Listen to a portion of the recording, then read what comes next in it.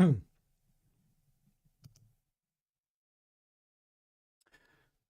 everybody, Colapinto crashes out of Formula One. Well, does he? That's on the thumbnail. We will be discussing all things Alpine on tonight's show.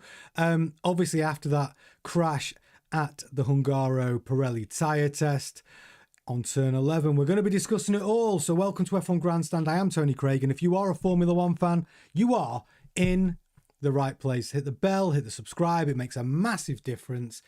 And yeah, let's get into it. But do remember, this is your show.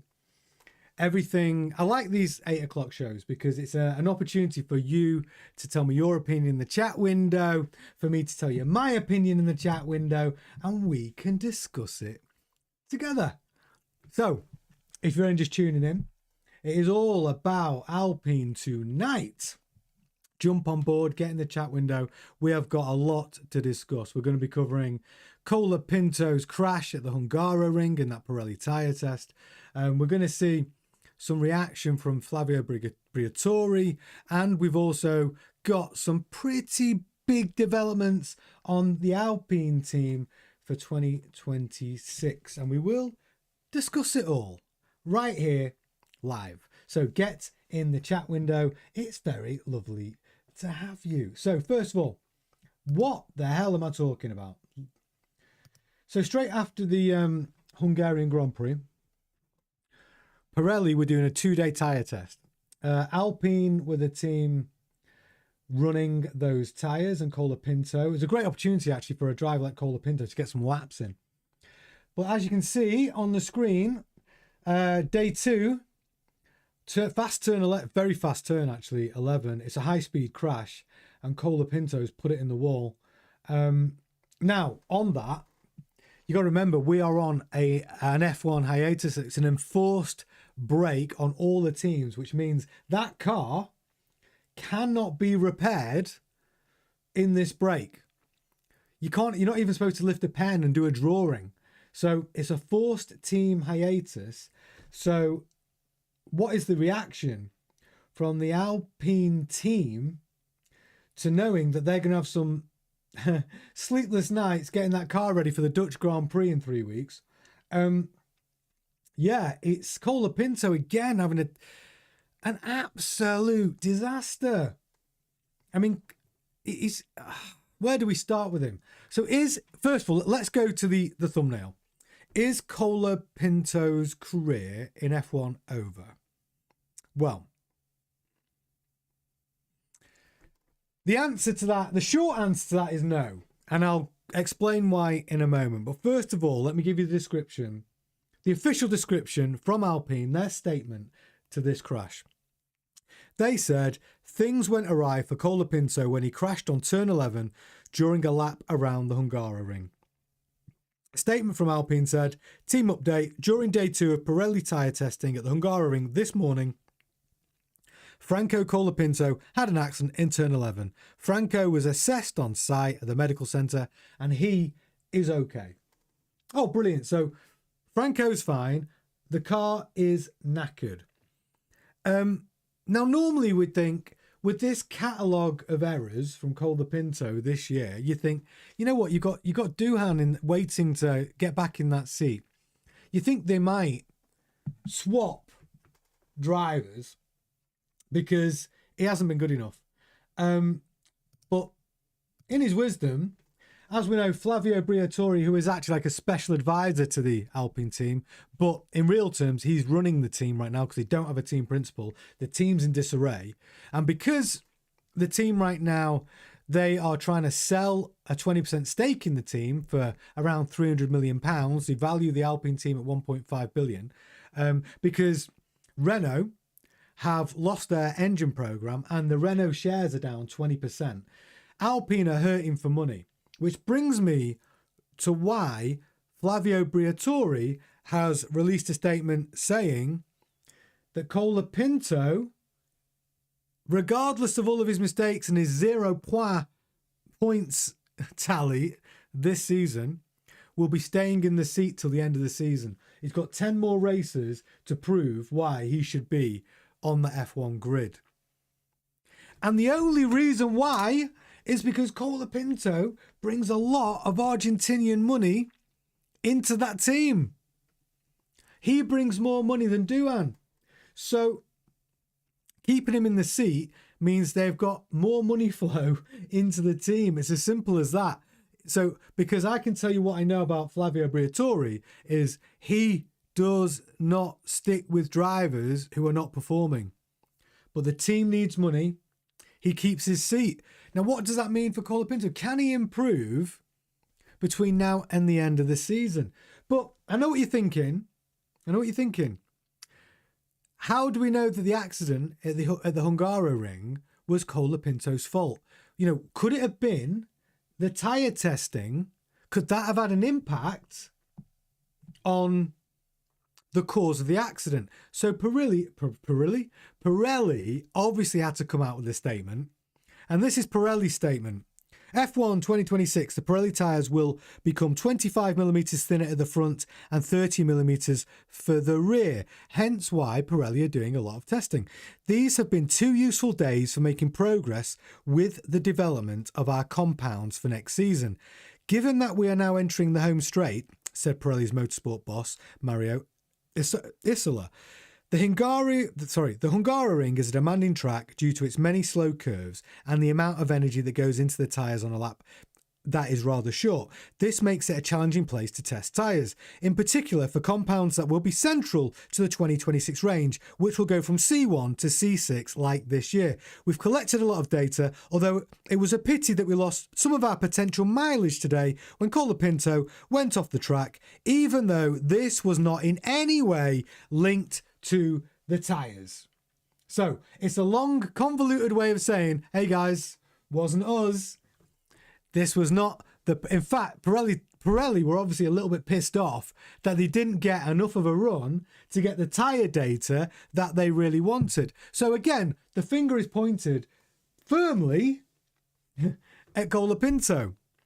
So what does this mean for Alpine? Well, it means that Colapinto is going to keep his drive till the end of this season, which, in my opinion, is a little outrageous. I don't think he's done enough to keep his seat, but he's bringing money into the team. Now, when you think about some of the top drivers who are performing really well right now, if you look at Lando Norris, his dad was very open about how much it cost him to get Lando Norris a top seat in Formula One.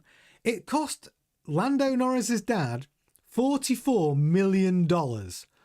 How? I'll tell you how. Because when Lando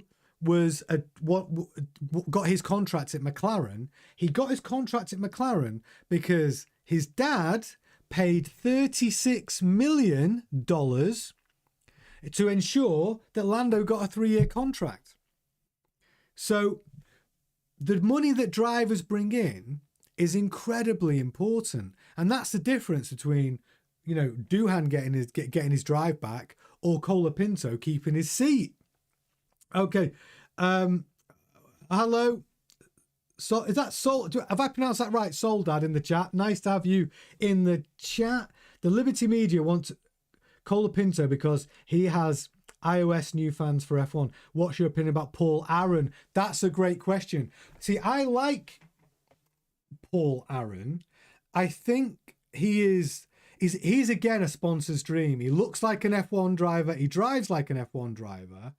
But when you look at the F2 positions at the end of last season and the people who got to drive, so you had Bortoletto, champion of F2, and actually doing the best of the rookies, isn't he? In the Sauber, putting in great performances, finished P6 at the Hungaroring in a Sauber.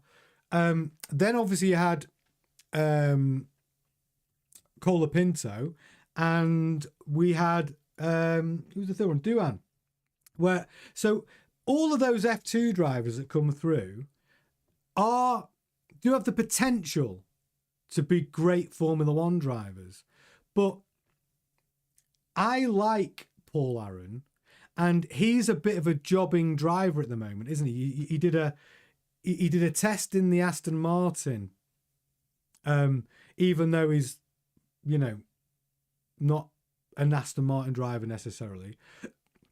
I think Paul Aaron is one to watch for the future. And actually, Paul Aaron is a contender for the number 2 seat at Cadillac. If Cadillac do not go with Perez and Bottas, you might see a Paul Aaron in the number. If they go with, say, just Perez or just Bottas, that number 2 seat might go to Paul Aaron. He's in the mix.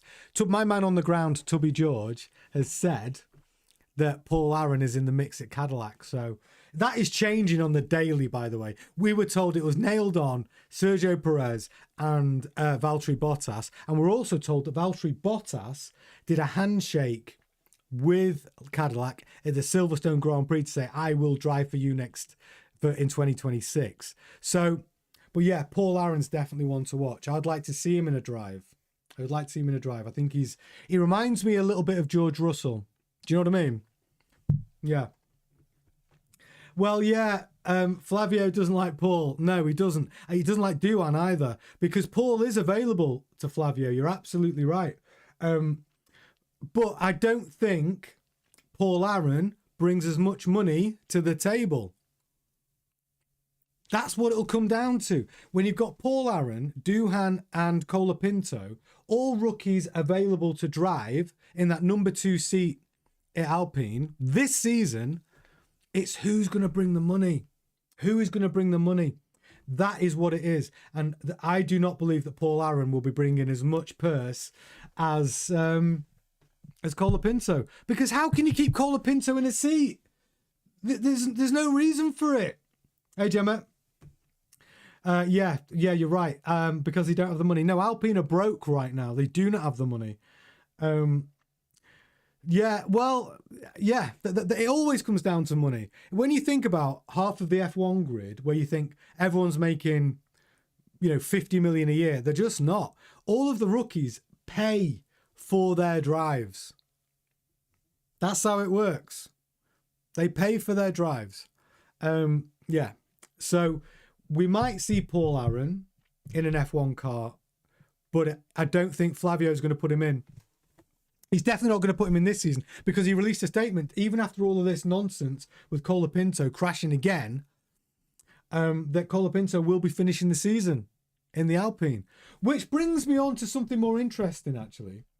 Because Flavio Briatore, we've got him on screen right now. You can see him bouncing around. Well, the really interesting thing, which might change things for 2026, is we've got our old mate, Christian Horner.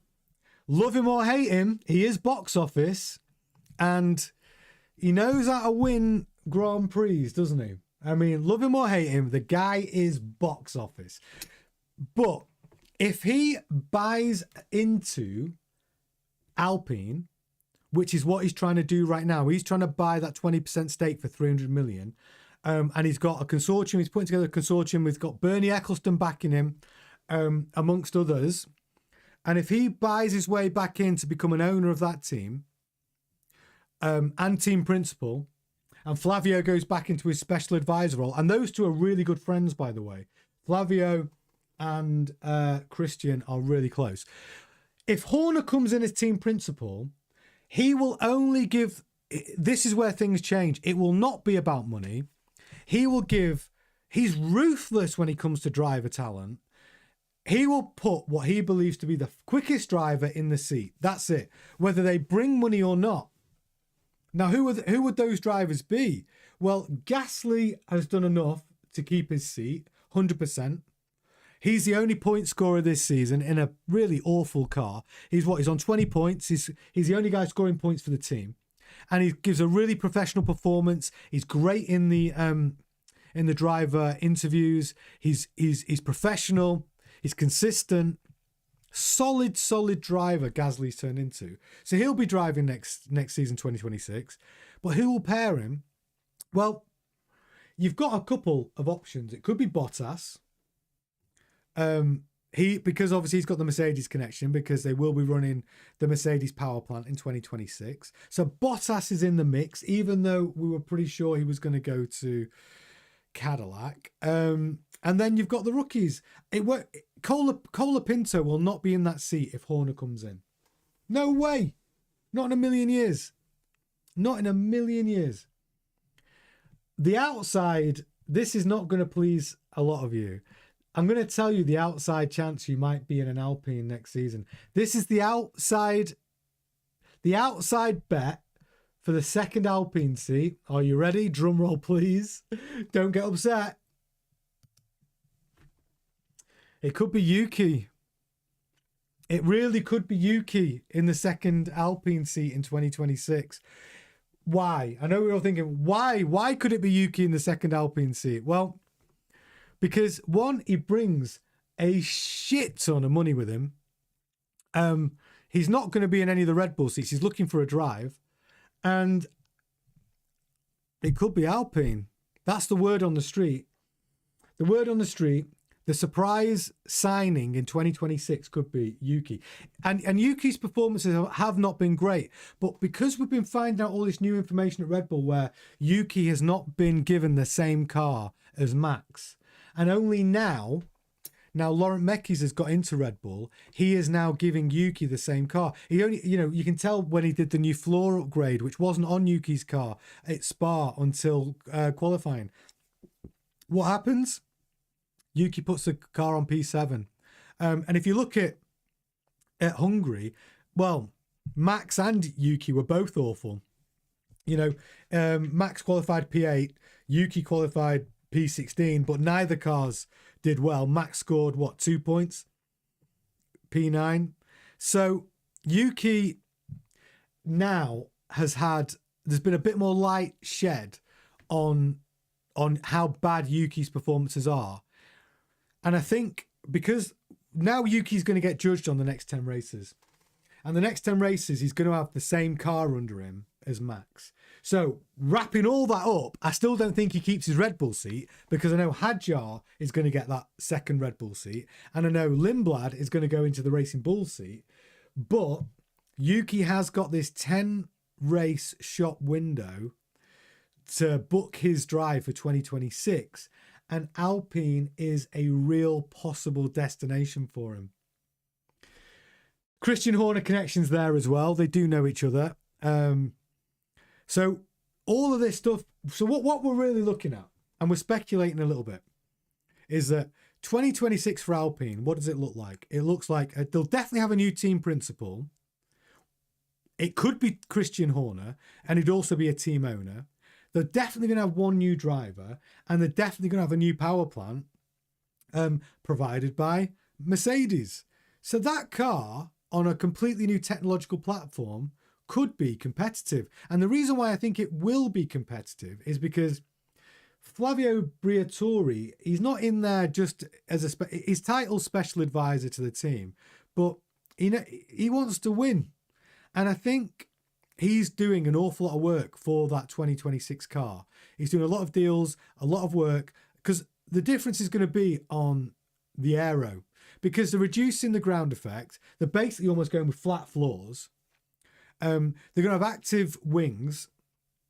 So it's really going to be how the car manages the air, because what they're trying to do is all the dirty air effects on the cars, which slow them down, right? Which is making overtaking difficult.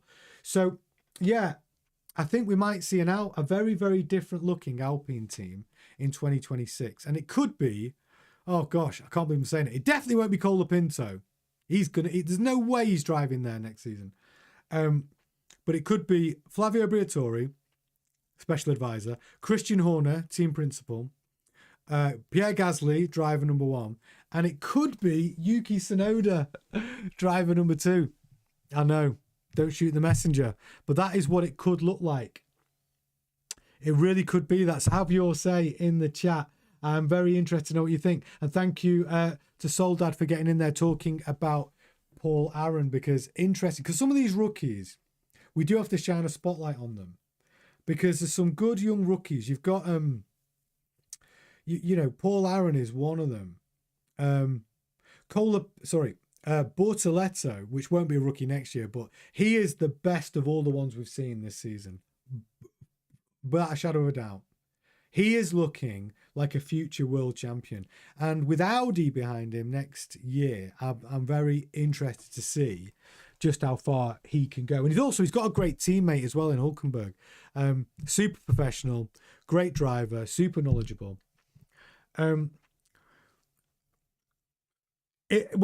Franco, he'll be back in the Williams stable, but there's no way he'll be driving for him.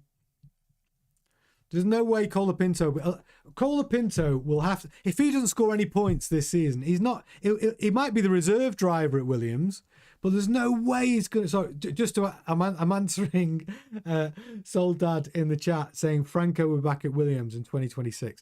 There's no way, I think, that he'll be driving in a seat at Williams that isn't a reserve driver seat, purely because that 2026 Williams car is going to be, I guarantee it, is going to be head and shoulders above this car. And if you think about what Vols has done since he's been there, he's taken them from a bottom team to a solid mid team. And now we're going into the new technological era, a whole new platform. Now, the one thing I know about Williams is that they will have that car dialed in, and they're also running the Mercedes power plant. So again, it'll come down to how they integrate the Mercedes power plant into their aero design. That's going to be the key thing, and that's why Mercedes will have the advantage, obviously, because they're developing the power plant, so they've already got a head start on how that's going to integrate into the car. So when you look at Williams, McLaren, and Alpine, they will be behind Mercedes with regards to how the car and the power plant integrate together with aero and everything else and all the bits they have to build. So Mercedes will have the edge on those other teams, but not for long. But Williams 100% will not have Colapinto in one of their main seats. No way. I don't even know if Carlos Sainz will be in a seat there next season. If I'm honest, Williams will be an interesting one because they should have a competitive car, and they have got the most amazing history. When Adrian Newey was designing their cars, they were winning world championships, which is why everyone should be scared of Aston Martin next season. Everybody should be scared of them more than anybody else on the grid. 100%. Adrian Newey right now is in his little workshop, private studio with his brain ticking away, building what I think will probably be the most competitive car on the grid. Honestly. And if Honda deliver on their power plant, then Aston Martin is going to be a hell of a package. Okay, hey Gemma. Do you think he'll be racing next year for Ferrari? Oh, you talking about Lewis? Do I think Lewis will be driving for Ferrari? Lewis will be driving for Ferrari next year. Yeah, Ferrari driver lineup will be Lewis and Charles Leclerc for sure. Yeah, for sure. Yeah. I don't think they're not going to change their driver lineup unless Lewis decides to change it himself, because this year is going to be horrible for him. There's no doubt about it. That Ferrari car is going to be horrible until the end of the season. It's not going to get any better. It isn't. It just isn't. So, yeah, this is going to be a horrible 10 races for Lewis. It's going to be his worst season in Formula One. And he has to just get his head round it and come in to 2026 with a brand new platform, brand new car, brand new package, and show the world that he's still got it. And he can still be a world champion. But yeah, this is going to be a horrible season for Lewis, and he just has to get his head around it. It is going to be. But yeah, but coming back to the thumbnail, I don't think Colapinto is going to have a drive. He shouldn't be on the grid. I'm sorry. I don't know what you think. Jem was asking about my man on the ground, Tubby George. Well, Tubby George did call me today. It was Tubby George that told me about the guy on the screen, Yuki Tsunoda. He called me and he said, "You're not going to believe this. Yuki's in line for an Alpine seat alongside Christian Horner as team principal." No, the man on the ground is rarely wrong, But this is the guy who loves a donut, so who knows? But yeah, that was the news from Tubby. Get excited. But I think we should give a shout out, because as this show is really about Alpine tonight. Again, Pierre Gasly doing a sterling job. Sterling job. Putting points on the board, even though Alpine are at the back of the grid. They're the bottom of the bottom. But he's the only man to score points. None of the rookies have come close. And Pierre Gasly doing a professional job in a difficult team. And he had to do an interview, didn't he? At the Hungarian Grand Prix, where he had to come out and say, yeah, this car is not going to get any better this season. He said the team's in turmoil. We've got no team principal. Renault have all but pulling out. Well, they're not making engines anymore. Their engine program's gone. And the team's in disarray. And then you've got Flavio Briatore doing multiple roles, including running that team principal. You've got drivers not performing, and a car that is a bag of spanners.